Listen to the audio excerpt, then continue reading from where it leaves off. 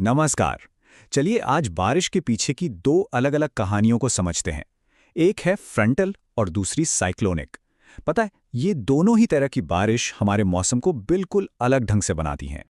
सोचा है कभी कि कुछ तूफान इतने हल्के और लंबे क्यों होते हैं, जबकि कुछ बस आते हैं, तबाही मचाते हैं और गायब हो जाते हैं? ऐसा क्यों होता है? कभी घंटों तक धीमी-धीमी फुहार और कभी अचानक से तेज बौछार। तो इसका जो राज है ना, वो हवा के बर्ताव में छिपा है। तो चलिए इसमें थोड़ा और गहराई से उतरते हैं। मौसम की इस पूरी कहानी को आखिर समझना है तो इसके दो मेन कैरेक्टर्स से मिलना ही पड़ेगा। यही वो दो ताकतें हैं जो आसमान में होने वाली हर चीज को कंट्रोल करती हैं। ये रहे हमारे दो मेन किरदार। एक तरफ है गर्म हवा और दूसरी तरफ ठंडी हवा। अब देखिए, गर्म हवा जो है ना, वो हल्की होती है, इसलिए उसकी फितरत है हमेशा ऊपर उठने की। और हाँ, उसमें नमी पकड़ के रखने की ताकत भी ज्यादा होती है। इसके ठीक उलट ठंडी हवा, वो भारी और घनी होती है, तो वो जमीन के पास ही रहना पसंद करती है। और बस यहीं से सारा खेल शुरू होता है। जब ये दो बिल्कुल अलग अलग नेचर वाली हवाएं आपस में टकराती हैं ना, बस समझो बारिश के लिए स्टेज सेट हो गया। चलिए पहली तरह की टक्कर को देखते हैं। इसे कहते हैं फ्रंटल बारिश, और इसको ना हवा की दो सेनाओं के बीच एक आमने सामने की लड़ाई की तरह इमेजिन किया जा सकता है। तो ये फ्रंट आखिर है क्या? बिल्कुल आसान भाषा में समझें तो ये वो इनविजिबल बैटल लाइन है जहां गर्म और ठंडी हवा आके मिलती हैं। यही है मौसम का असली मैदान जंग। तो सोचिए, जब गर्म हवा का जोर ज्यादा हो तब क्या होता है?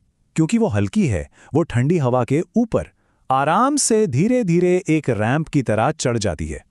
इससे क्या होता है कि बादल एक बहुत बड़े एरिया में फैल जाते हैं, और इसका नतीजा घंटों तक चलने वाली वो हल्की आराम वाली बारिश। लेकिन पिक्चर बिल्कुल पलट जाती है जब ठंडी हवा हावी होती है। तब ठंडी हवा एक बुलडोजर की तरह आती है और सामने से गर्म हवा को जबरदस्ती और बहुत तेजी से ऊपर धकेल देती है। इस अचानक झटके से बनते हैं ऊंचे ऊंचे तूफानी बादल, और फिर आती है तेज आंधी, बिजली और मूसलाधार बारिश। पर हाँ, ये सब जितनी तेजी से आता है उतनी ही तेजी से चला भी जाता है। अच्छा, तो ये तो थी आमने सामने की टक्कर। अब दूसरी सिचुएशन देखते हैं। यहां हवा एक सीधी लाइन में नहीं टकरा रही, बल्कि यहां एक बहुत बड़ा घूमता हुआ सिस्टम बन रहा है। इसी को कहते हैं साइक्लोनिक या चक्रवाती बारिश। इस तरह की बारिश का जो सेंटर पॉइंट है वो होता है एक लो प्रेशर सिस्टम। इसको ना एक जायंट वैक्यूम क्लीनर की तरह सोचिए, जो जमीन से हवा को ऊपर खींच रहा है। अब जब हवा ऊपर उठेगी तो आसपास की हवा उस खाली जगह को भरने के लिए दौड़ेगी, है ना? और बस यहीं आकर एंट्री होती है हमारी धरती के घूमने की। जैसे ही हवा उस लो प्रेशर सेंटर की तरफ भागती है, अर्थ का रोटेशन उसे घुमा देता है, एक भंवर बना देता है। बिल्कुल वैसे ही जैसे सिंक में पानी को गोल गोल घूमते देखा होगा। यही घूमती हुई हवा फिर ऊपर उठती है, ठंडी होती है और बना देती है एक बहुत बड़ा घूमने वाला तूफान। तो इसकी खास बात क्या है? देखिए, साइक्लोनिक बारिश एक बहुत बड़े इलाके को अफेक्ट करती है। कभी-कभी तो ये दिनों तक चलती रहती है, और इसमें हमेशा, आई रिपीट, हमेशा तेज घूमने वाली हवाएं होती हैं, जिन्हें हम साइक्लोन या तूफान कहते हैं। तो अब जब हमने दोनों कहानियां सुन ली हैं, आइए अब इनको आमने सामने रखते हैं और देखते हैं कि इनमें आखिर फर्क क्या है। बिल्कुल साफ साफ देखते हैं। देखिए, फ्रंटल बारिश में क्या होता है? दो हवाओं की टक्कर एक लाइन के साथ। वहीं साइक्लोनिक बारिश, वो एक बहुत बड़े घूमते हुए लो प्रेशर सिस्टम की वजह से होती है। तो एक का स्केल लोकल है, दूसरी का बहुत बड़ा। एक में बारिश स्थिर या तेज हो सकती है, जबकि दूसरी में लंबी और दूर तक फैली हुई होती है। मतलब अगर इस पूरी चर्चा से सिर्फ एक बात याद रखनी हो ना, तो वो ये है, फ्रंटल बारिश एक टक्कर है, एक क्लैश, और साइक्लोनिक बारिश एक भंवर है, एक स्वर्ल।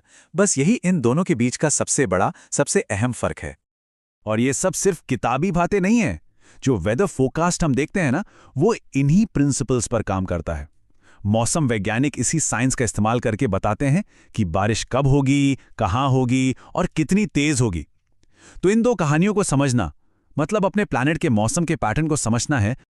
तो अगली बार जब आसमान में बादल घिरें, हवा का रुख बदले, तो जरूर सोचना, क्या आने वाले तूफान की कहानी का अंदाजा लगाया जा सकता है? क्या ये धीमी लंबी बारिश होगी, एक वार्म फ्रंट का इशारा, या फिर एक तेज गरजने वाला तूफान जो कोल्ड फ्रंट की निशानी है? या फिर कहीं ये एक बड़ा सा घूमता हुआ सिस्टम तो नहीं, क्योंकि अब इसके पीछे की कहानी पता है।